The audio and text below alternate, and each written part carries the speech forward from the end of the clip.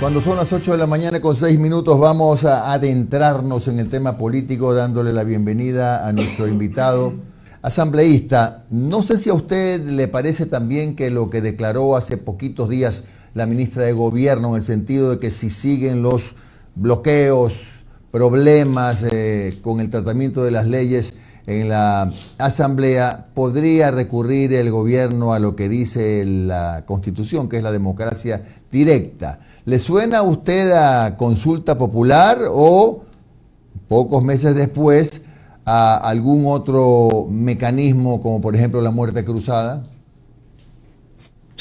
Me suena por el principio a consulta popular, y está muy bien si quieren hacer una consulta popular. Nosotros siempre hemos dicho que siempre se le puede preguntar al pueblo qué es la forma de hacer democracia, y que no tengo ningún problema con eso, al contrario.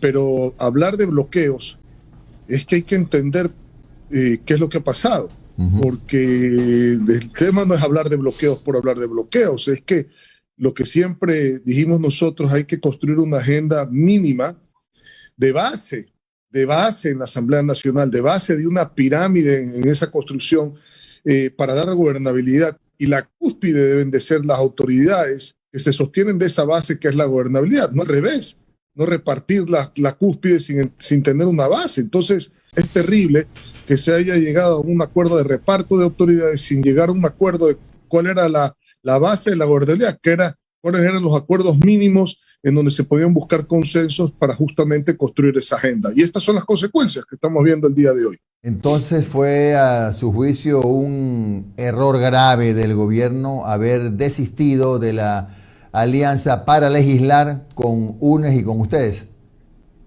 Me parece un error terrible, porque el Ecuador del encuentro no es el encuentro entre los amigos, entre los panas, entre los chuntas en los que pensamos igual. Pues eso no necesitamos encontrarnos, eso nos podemos reencontrar si usted quiere. Pero el Ecuador del encuentro no puede dejar a un lado el 47,5% de los ecuatorianos que no votaron por la propuesta de campaña de Guillermo Lasso, porque él gana con un 52,5% aproximadamente, y que tienen representación con 49 curules en ese momento en el marco del Congreso, que permitía no ponernos de acuerdo en todo, porque eso es imposible, pero ponernos de acuerdo por lo menos en lo más importante o estructural que requería el país para sacarlo adelante.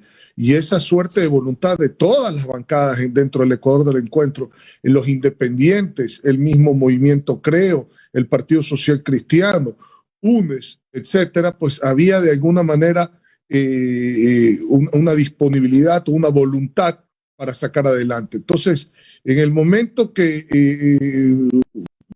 alguien traiciona su propio plan de gobierno, entonces, ¿cómo le pretende echarle la culpa a alguien más? Es que ese es el problema.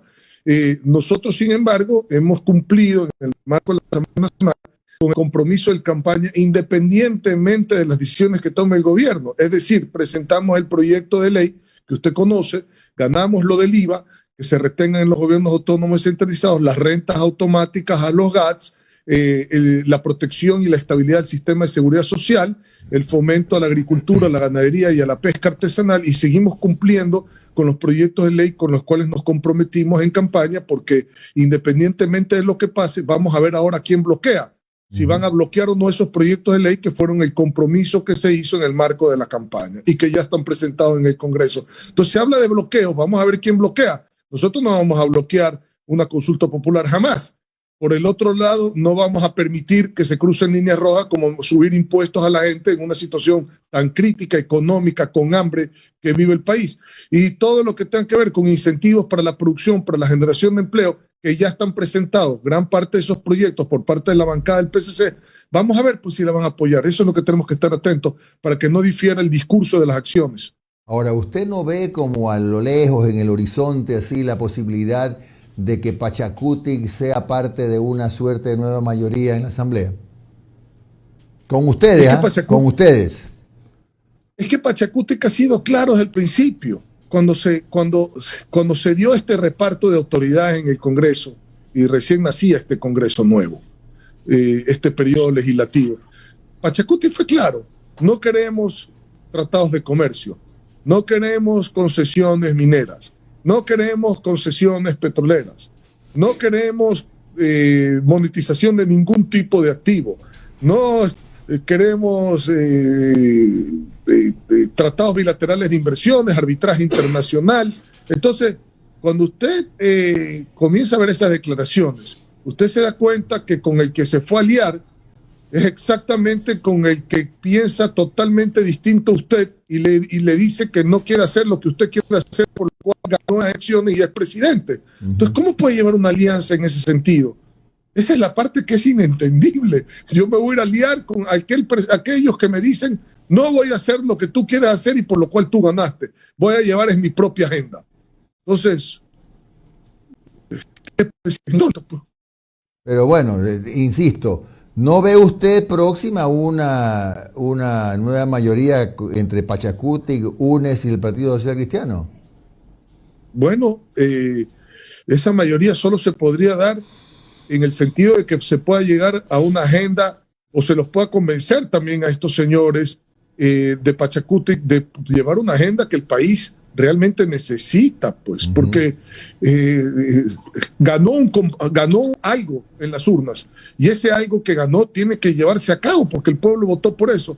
Pero yo siempre he dicho, los que no ganaron no pueden ser excluidos porque tomar decisiones en base a la mayoría no significa perjudicar a la minoría, pues eso no existe en ninguna parte, ni en el país, ni en una compañía, ni en una sociedad, ni en ningún lado. Entonces, por eso es que vuelvo y repito, el Ecuador del encuentro no puede ser tú y yo somos el encuentro y los demás no son, pues eso no existe como concepto. De ahí mi preocupación de ver las malas decisiones que se tomaron, hay que decirlo claro. Ahora ya hay ministros que dicen, bueno, yo no fui parte de eso, cuidado.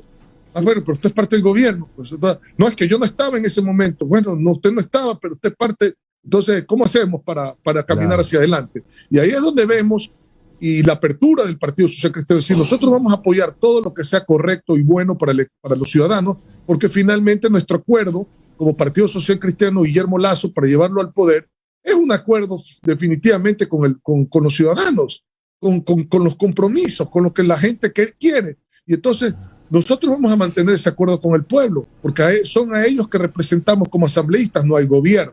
Y entonces, en ese sentido, nuestra respuesta ha sido muy clara. Todo lo que sea bueno, positivo, que se enmarque dentro de nuestro compromiso, hay que cumplirlo y vamos a apoyarlo a cambio de nada.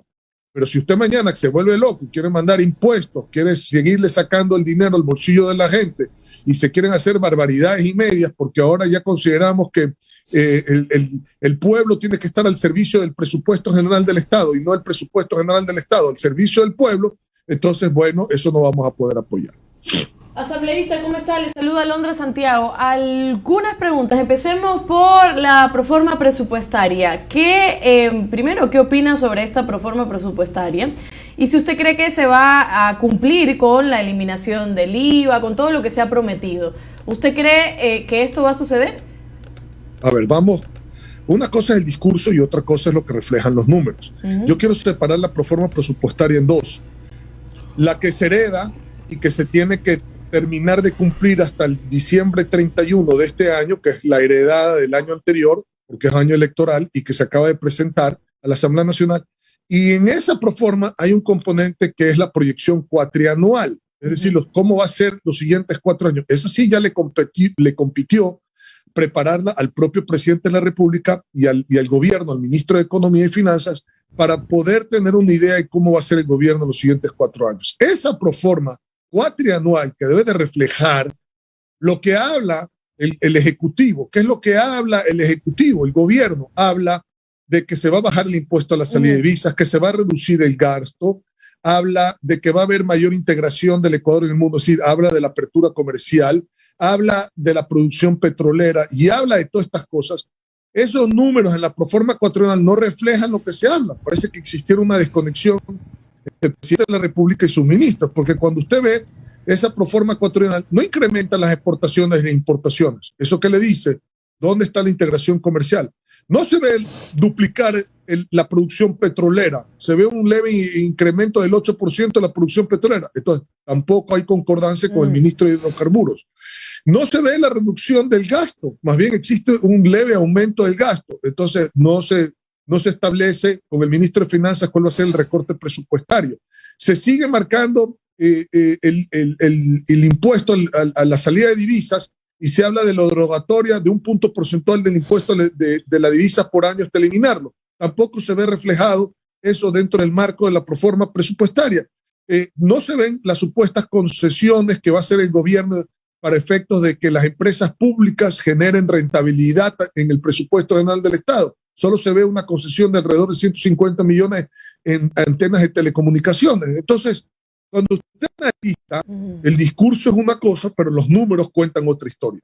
Quiere decir, en resumen, que no se va a cumplir con esta propuesta de eliminar impuestos y no aumentar el IVA. En resumen, no podrán lograrlo. No, yo no estoy diciendo que no podrán lograrlo. No estoy diciendo eso. Yo lo que estoy diciendo es que lo que está plasmado ahorita no coincide con el discurso. Tendríamos que esperar a ver si hay un cambio radical en la proforma cuatrianual en lo que tengan que presentar para el próximo año, que se tiene que hacer 60 días antes de que comience el ejercicio fiscal, es decir, hasta el 30 de octubre tiene el gobierno para presentar la proforma presupuestaria que conlleva la proforma cuatrianual hasta el 30 de octubre para el 22 y en adelante. Entonces vamos a ver si ahí comienza a haber un empate entre el discurso y los números. Hoy no lo hay. Perfecto. Ingeniero, otra pregunta. Ayer me llegó un documento, usted me dirá si es cierto o no, donde había un párrafo, parece un comunicado de Jaime Nebot, donde decía: debemos informar respecto a la visión que tiene el presidente Lasso de los primeros 100 días de su gobierno, que esta será uno de los puntos que trataremos en la Asamblea Nacional del Partido Social Cristiano el día sábado 18 de septiembre. Esta será nuestra posición oficial al respecto. ¿Qué significa este comunicado? ¿Están defendiendo algún tipo de postura de oposición? ¿Qué va a pasar en esta asamblea? Ese comunicado lo que está diciendo es que un punto muy importante que se va a analizar en el marco de esta asamblea en este mes de septiembre, en donde usted sabe va a haber un nombramiento también de las autoridades, porque Pascual del Chopo, pues de conocimiento público que se fue del partido, bueno, ahora se fue de la embajada también, se fue de todo, pero en todo caso, un punto muy importante en el marco de la asamblea del partido es analizar, pasado ya los 100 días, porque quizás estemos en el día 114, 115 cuando se haga esta asamblea, no he hecho el cálculo exacto, pero va a ser el 18 de septiembre la asamblea. Entonces, hay que hacer un análisis profundo y hacer un análisis comparativo entre la visión que tiene el Ejecutivo de su programa de gobierno y en cuanto a los 100 días se refiere, y lo que nosotros estamos viendo como un real avance en el marco de los 100 días. Y creo que eso va a plasmar una posición al país por parte del Partido Social Cristiano que conlleva la formalidad del ámbito de una asamblea general.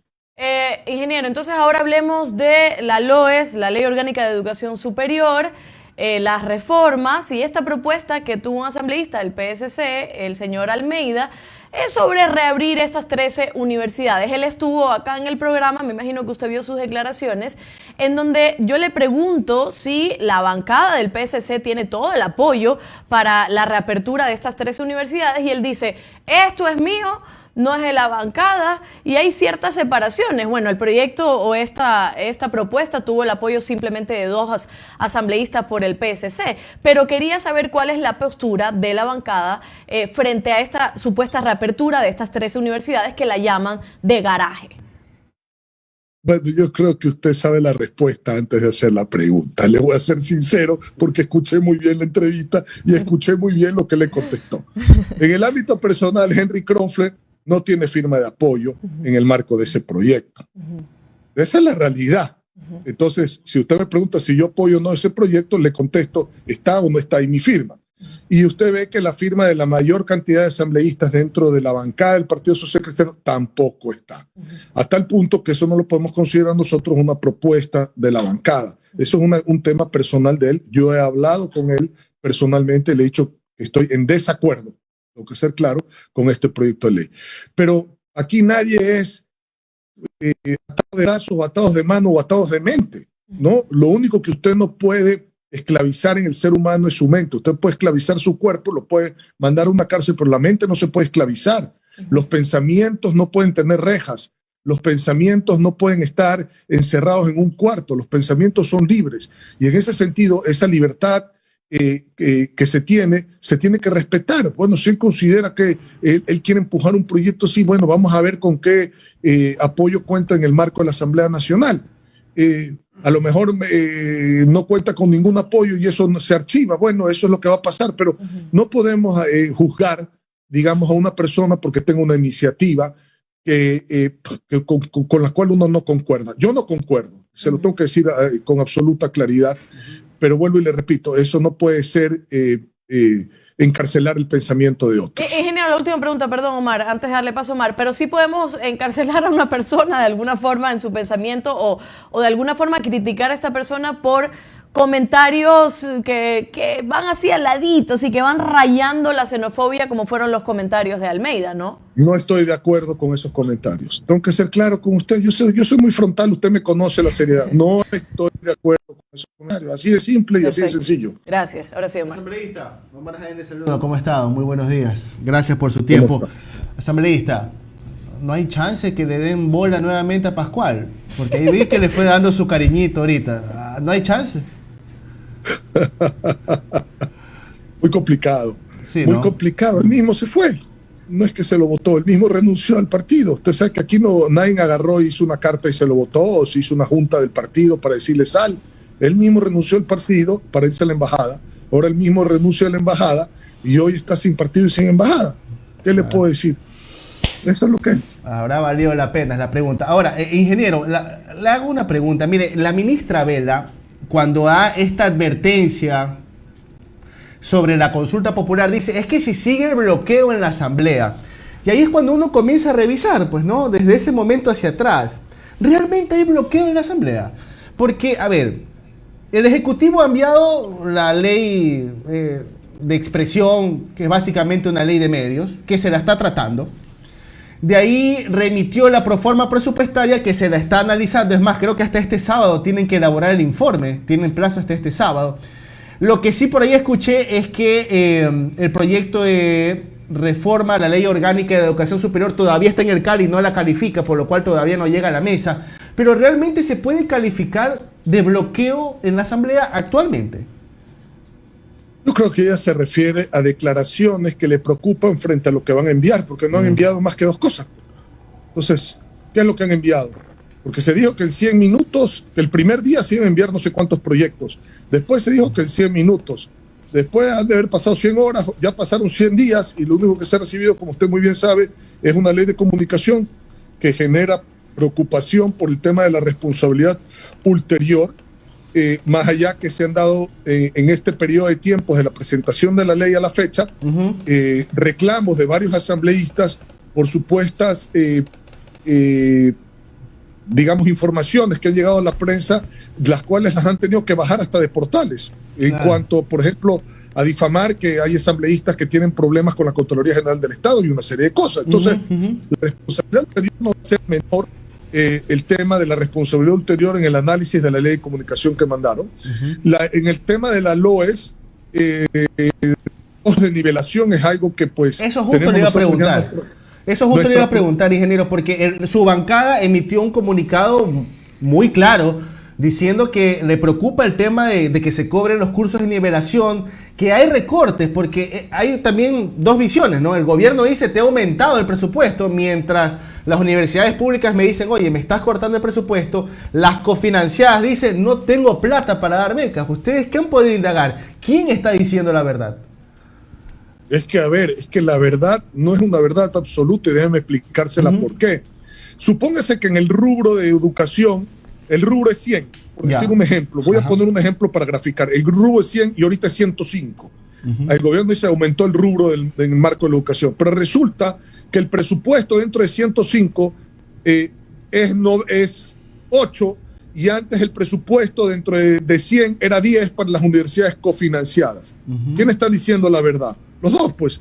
Uno dice creció el presupuesto en su totalidad, pero en el rubro de cofinanciadas lo bajé aunque creció el presupuesto en su totalidad. Entonces hay una doble verdad. ¿Sí? Con lo que le quiero decir. Entonces hay que tener mucho cuidado cuando se analiza el desglose en materia presupuestaria. Y ahí, por supuesto, las cofinanciadas están afectadas. Eso no es mentira, pues esas 8 universidades. Y por eso dicen no va a tener dinero para las becas. Entonces, regresando a la pregunta suya, sí, nosotros tenemos observaciones de fondo en el tema de la nivelación que propone la LOES que ha enviado, la reforma a la LOES que ha enviado el gobierno, porque hay un costo de nivelación y yo creo que en este momento la gente está, perdóneme, con hambre. Es verdad. O sea, olvídese, está con hambre. La gente está con hambre en el país, ¿no? Entonces, y con miedo al sicariato, con miedo a salir a la calle, con miedo que la vida ya no vale nada en el Ecuador porque lo matan por cualquier cosa. Entonces, y encima de eso, pues ahora tiene que tener usted, no poder dormir pensando en que le va a costar una fortuna la nivelación para poder estudiar una carrera de superior. Es un tema tremendo, ¿no? Claro. Ahora, la última interrogante, asambleísta. Usted hace dos, tres, cuatro respuestas dijo una frase muy importante y que yo la rescato. Habla sobre, hay ese 47% que votó en la papeleta presidencial, ¿no? ¿Verdad? Y que hay que respetarla. Pero yo voy un poco más atrás. Yo voy a febrero del 2021, cuando los ecuatorianos fueron a votar por los bloques asambleístas. Porque recordemos que la función legislativa también es representación de la sociedad.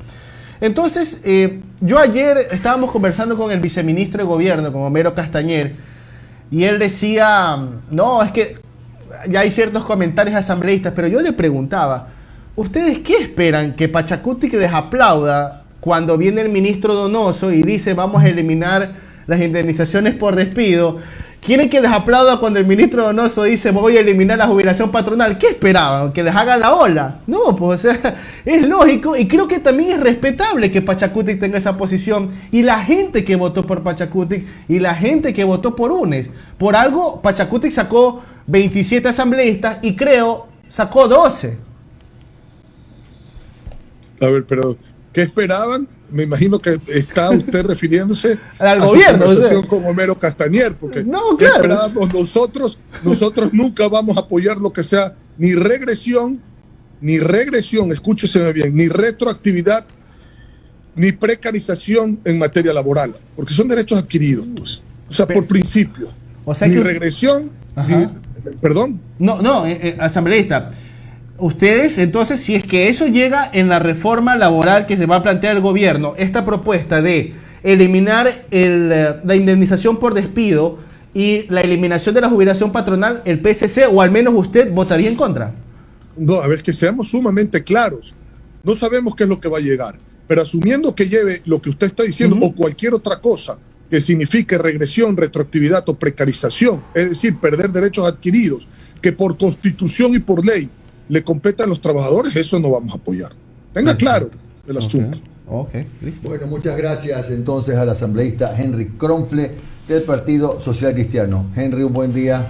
Muy amable. Gracias a ustedes por la entrevista, un placer saludarlos.